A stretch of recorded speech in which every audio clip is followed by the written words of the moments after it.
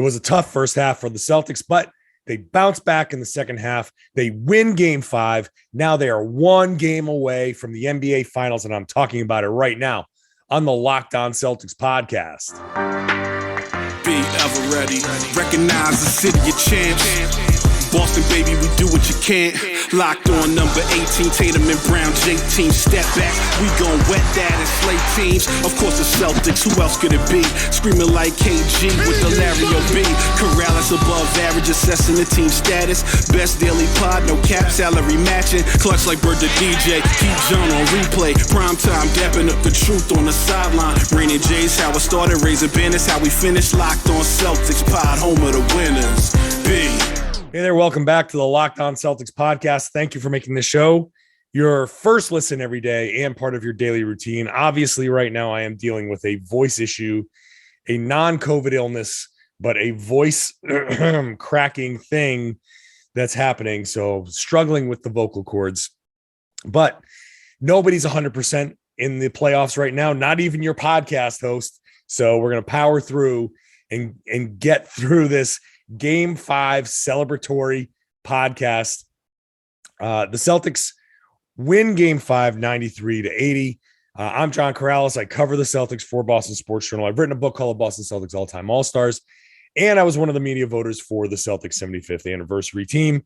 Coming to you after this 93-80 win over the Miami Heat in Game 5. Boston now leads 3-2. If you're new to the podcast, it's free, it's daily, it's everywhere you get your podcast. It's on YouTube. You can subscribe on YouTube. So please do that. I've been trying to get 500 new subscribers every round. So we're about 6,300 now. So we're about 200 away from the goal for this round. So we've got to hurry up because the Celtics could win this thing in 6, just like I predicted. Not the way I predicted it, though. So I probably shouldn't be taking too many victory laps on this. Later on, the individual stuff, just the way the Celtics were able to turn this around. But let's just get to the big story here out of this game, which was the Celtics able to get past a very tough start to this game. The first half was just brutal. 42-37 first half, which is ugly. Worse than I sound right now. They had a ton of turnovers, 10 turnovers for 12 points. They gave up 16 second chance points. So going into the half, the thing that I've been writing on Boston Sports Journal is that the Celtics they gave up 42 points. They were only down 5 at halftime. But of those 42 points, 28 of them were preventable. Now, obviously, you're going to turn the ball over some, and you're going to give up some offensive rebounds. Like, not all of those offensive rebounds were just a lack of hustle or anything like that. For the Celtics, there's some long rebounds.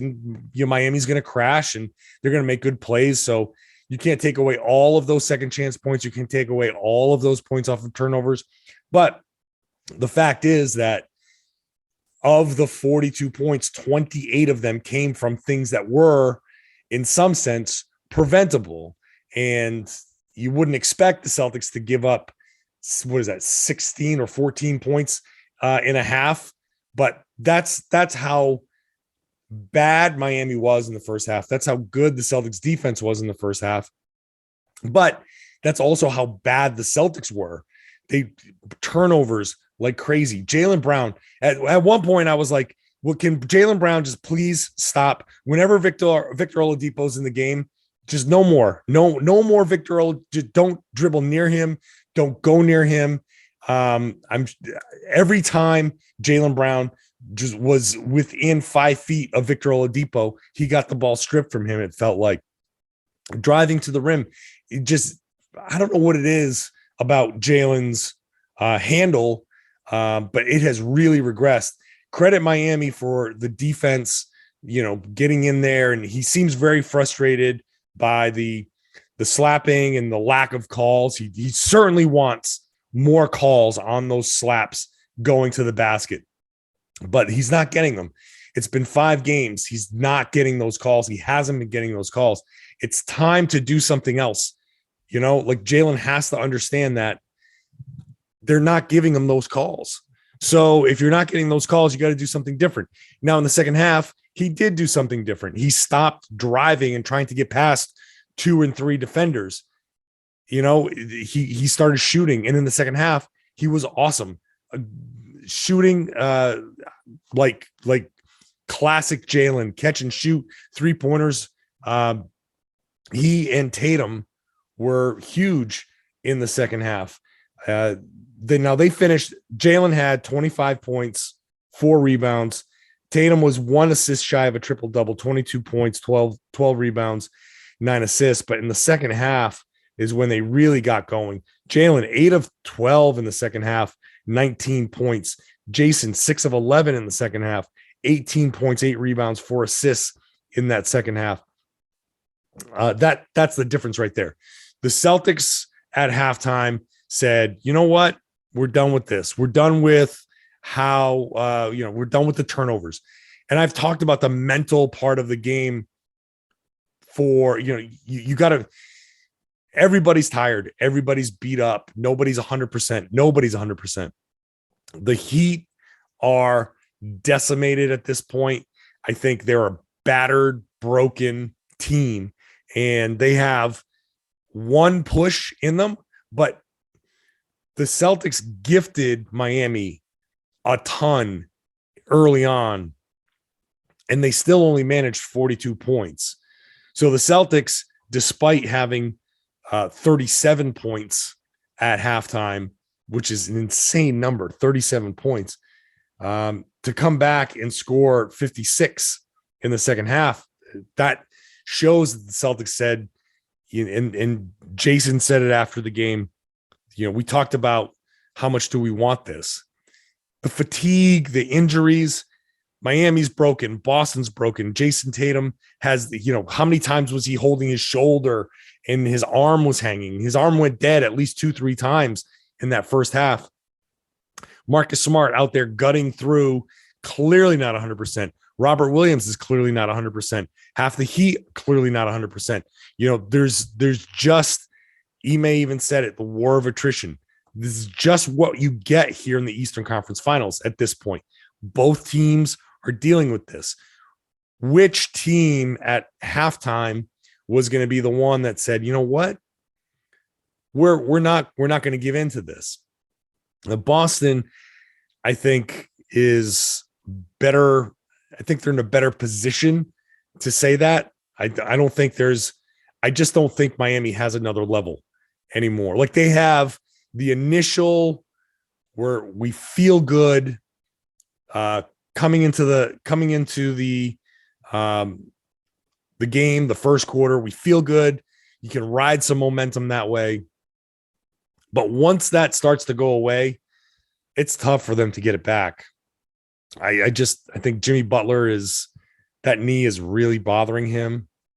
I think a lot of these guys are, Kyle Lowry is not himself. They're just not themselves. So the Celtics are able to come out and say, you know what? We are going to assert ourselves. And when they did do that, that's what we saw in the second half. Take care of the ball. How many times have I said take care of the ball? They finally did. 1 turnover in the third quarter, 0 second chance points in the third quarter for the Miami Heat. The turning point of this game was right around the 5-minute mark. Tatum makes it a 4-point game in the third quarter. Robert Williams, who was awesome defensively, blocks a PJ Tucker corner 3-pointer. Miami inbounds. Oladipo misses. Butler misses a 3. Oladipo misses another 3, and none of them are close. Like they're all just god-awful misses. From there, it was obvious. That was the end. That's when the needle hit empty on the Miami Heat, and Boston said, okay. A few plays later, they got it down to 1, Miami did, and then from there, Boston whipped off a 24-2 run, and that game was over. I'll get more into the individual stuff when I come back. First, let's talk about Rock Auto, which is going to save you a ton of money on anything you need for your car, truck, motorcycle, RV. Go to rockauto.com. You're going to save yourself a ton. Don't spend 30 to 50 to 100% more for the same parts that are available at chain stores or a car dealership. There are a ton of cars out there. Those chain stores are not going to have everything your car needs. Rock Auto is a family business. They've been doing this for over 20 years. A lot of people have come up to me or emailed me or messaged me and said, Rock Auto has saved me a lot of money. It's real. It's not it's not like just some sales pitch. It's real. People are using this and they're saving money. So whatever it is, you need brake parts, you need something for your engine, or if you need motor oil, a headlamp, windshield wipers, it's all there. When you get there and you buy something, write Locked On in there. How did you hear about us box? That's not a promo code. You don't need a promo code with Rock Auto. It's just reliably low prices all the time. But that's how they know we sent you. It's an amazing selection. Those reliably low prices are there for you. And it's all the parts your car will ever need at rockauto.com. This Boston Celtics defense has been amazing. Again, I apologize for my voice. I'm trying to get through this. I know you want this podcast, and I'm trying to give you my analysis without being too annoying with the voice, but it's certainly not me. I know people were asking me yesterday, like, did you get a new mic? You sound different. Yeah, because my vocal cords are not doing well at the moment, but that's okay. I'll be back at full strength pretty soon. This Celtics defense has been incredible. And Max Letterman from NBC Sports Boston tweeted out a graphic. The Miami Heat, their 3 worst shooting games this season have come against the Boston Celtics, where game 5 against the Celtics was 31.9% their worst. Monday, game 4 was their second worst at 33.3.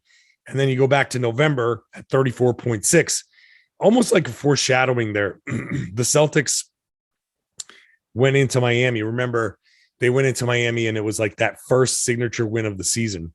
You know, little did we know back then that they'd be back here at this point and facing Miami for the chance to go to the NBA Finals. But this Celtics defense has been fantastic. Shout out to Robert Williams and Al Horford, who again were fantastic. Robert Williams, again, not 100%. His knee is still bothering him. You can tell it's still bothering him, but he's out there, he's playing, and he had 3 block shots. And you think, oh, wow, if you didn't see the game, 3 block shots, that's pretty good. Good rim protection. No, only one of those came at the rim.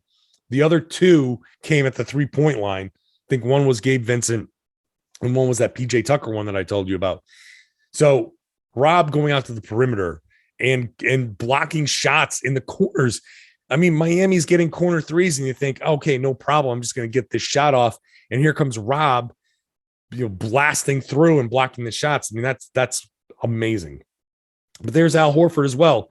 2 block shots, a steal for him, 16.7 rebounds, 5 assists for Horford, who shot 5 of 8. And in the third quarter was just the guy. He was, I saw somebody on Twitter. I don't know who it was, but I want to give credit to somebody. I didn't say this, but Al Horford was playing like the adult in the room in that third quarter, which, yes, that was 100% accurate.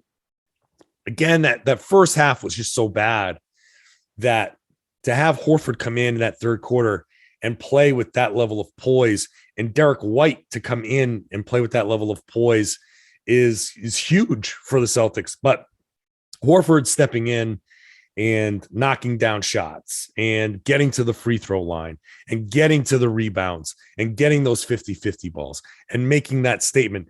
Here's Al Horford going full court, right? Getting a steal, going full court, laying it in, getting the foul, going to the bench, high-fiving everybody at the bench. I mean, that was awesome for Al. And that's a huge pick-me-up. Because again, Al's the OG, right? He's the 35-year-old guy. He's the guy that if he's doing it, then you got to do it. I mentioned Derek White. It's kind of funny. So Marcus didn't have a good game, but I'm not going to ding Marcus for having a bad game. I don't even think he had a bad game. He was a plus 13.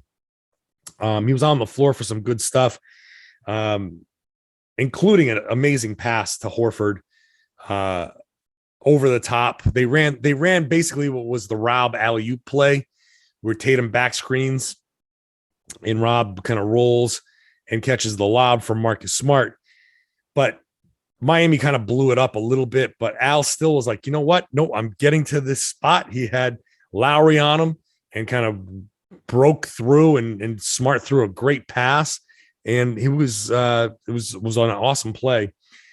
Smart gutting through almost 24 minutes of playing time on that bad ankle, but he got into foul trouble. And I'm sure Ime was originally thinking like, hey, I'm going to play him out however long I need to play him.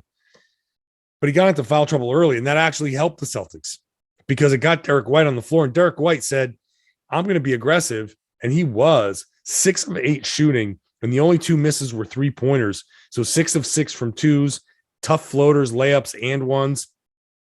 He had 5 assists. So a solid game, 14 points, 5 assists, 2 steals, a block. Derek White was amazing. Early on in the first quarter, he was kind of like the only guy that was hitting any shots. You think about in that first, basically the first half, it was Derek White versus Gabe Vincent. Gabe Vincent was like killing the Celtics early on. If it wasn't for the foul trouble, who knows? I mean, Derek White would have come in at his normal time. Who knows how things go? And that's a major element to this win. You don't win this game without Derek White coming in early and keeping the Celtics close. The Celtics had a lead, and then they started to turn it over and give it away.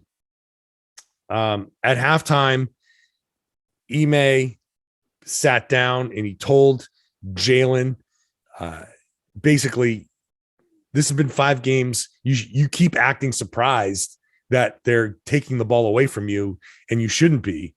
That tough love at halftime is part of what helped turn things around. Derek White keeping things close enough for them to get to that point was huge. So a lot of different kind of elements. You start out with Derek White being a big contributor, and then you have, Robert Williams defense. You have Jaylen and Jayson in the second half. Not much from these other guys. I mean, Grant Williams didn't contribute a whole lot. Peyton Pritchard only played 6 minutes. This was a very short rotation, but Derek White was so big in this. When I come back, I'm going to try to keep it together for my final thoughts, and we'll get into looking ahead to a game 6 in Boston and what the Celtics need to do. First, let's talk about Truebill. Do you know why free trials renew without your consent? It's a business scam that's out to get you. Don't let these greedy corporations pocket your money. Download Truebill to take control of your subscriptions. It's a new app that helps you identify and stop paying for subscriptions you don't need or want or simply forgot about. On average, people save $720 a year with Truebill. Because companies make subscriptions hard to cancel, Truebill makes it easy. Link your accounts. Truebill will cancel your unwanted subscriptions in just one tap, and your Truebill concierge is there when you need them to cancel unwanted subscriptions so you don't have to. Truebill has over 2 million users. It's helped save them over $100 million. So don't fall for subscription scams. Start canceling today at Truebill.com/LockedOnNBA. You go right now. Truebill.com/LockedOnNBA could save you thousands a year. Truebill.com/LockedOnNBA. So here the Celtics are a game away, 48 minutes away from getting to the NBA Finals, which is kind of amazing, kind of incredible that we're here, right? Like it's May 26th. 5 months ago, January 26th, this team was fighting to get into the 8th seed, trying to get into the home court for the play-in tournament. To think that they've come this far this quickly is amazing. And now they have one game to play. Miami has basically nothing left. And, I give them all the credit in the world. They are a tough team. They're going to fight. They're going to do everything that they can to try to hold off the Celtics in game 6. They will come out strong. I just don't think they have a lot left. I don't think Jimmy Butler has another gear. I think if he had it, he would have pulled it off in this one, because this was the game that they needed. They were up 5 at the half, and they couldn't put the Celtics away. Celtics obviously are the reason why. Their defense and their execution was the reason why Miami wasn't able to put them away. But this is where Jimmy Butler is supposed to be Jimmy Butler, right? The guy in the commercials. He just doesn't have it. His knee is not, he's just not right. Kyle Lowry is not right. Bam Adebayo, whatever is going on with him, he gets aggressive like at the wrong times, or when it's out of hand. Like, that was a nice run that he had, but he's only had one game where he was super impactful, and Robert Williams wasn't there. He seems to not play well against Robert Williams. I don't know, he's afraid or what, but of being blocked or something. But Miami they just don't have the horses. They don't. The second the Celtics go on a run and build a lead, they don't have what it takes to come all the way back. This game is a great example. Celtics kind of let off a little bit in the fourth quarter. Miami goes on a 16-6 run, but they don't have the personnel. They don't have any gas left in the tank to get to that next level to complete the comeback. They just don't have it. So it's up to Boston now to come out in this next game and take whatever's left away from them. Take their souls away early in that game. This is it. You are 48 minutes from the finals. Get there. Don't have to get on a plane. No one wants to get back on a plane to go back to Miami and play a basketball game.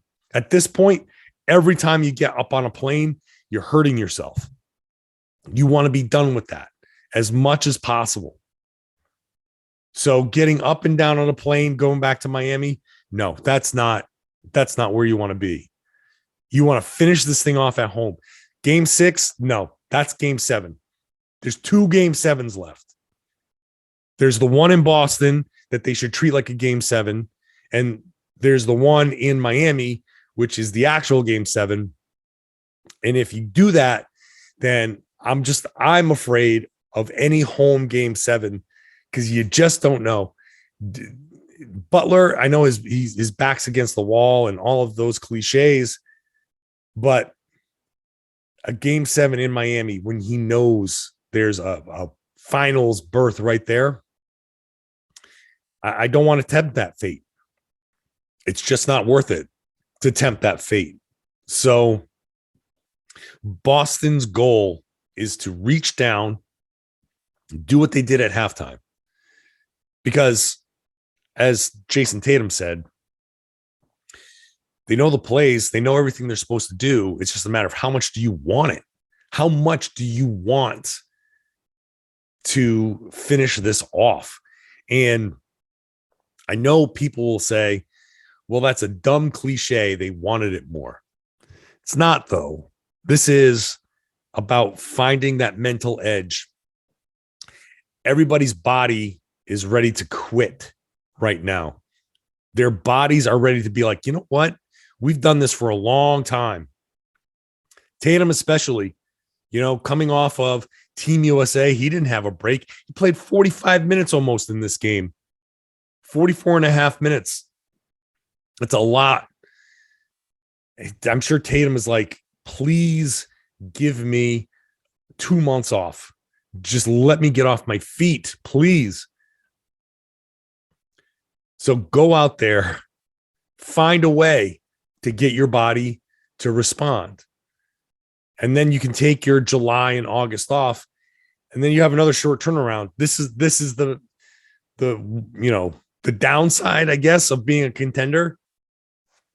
You get shorter summers. That's how it goes. So maybe the Celtics will have a slower start next season. Another slow start for Tatum. Who knows? Whatever. Doesn't matter. What we got to worry about is right now. Ime's been great at it. He's been great at getting these guys ready. That halftime, that talk, whatever they went through, the turnaround was, amazing. To get that effort out of them, got to do it again, and then you got to do it however many more times in the NBA Finals. But this coming up is Game 7 for the Celtics. It's not Game 6. There's no Game 6. It's Game 7 in Boston. That's their attitude. That's how they have to approach this. I want to thank people. If you're still listening, I apologize again.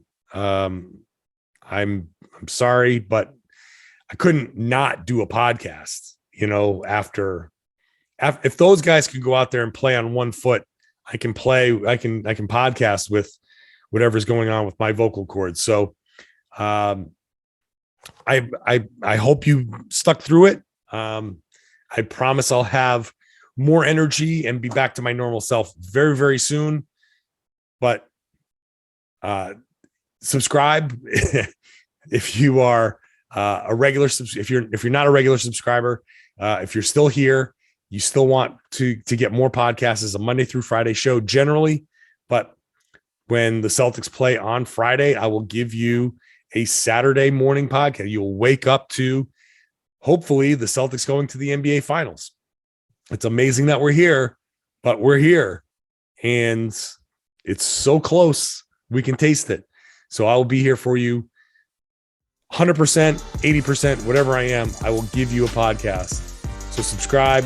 If you're a regular subscriber, if you're a YouTube watcher, please share the podcast. Tell your friends, tell everybody that they should be listening to and watching the Locked On Celtics podcast right here on the Locked On Podcast Network.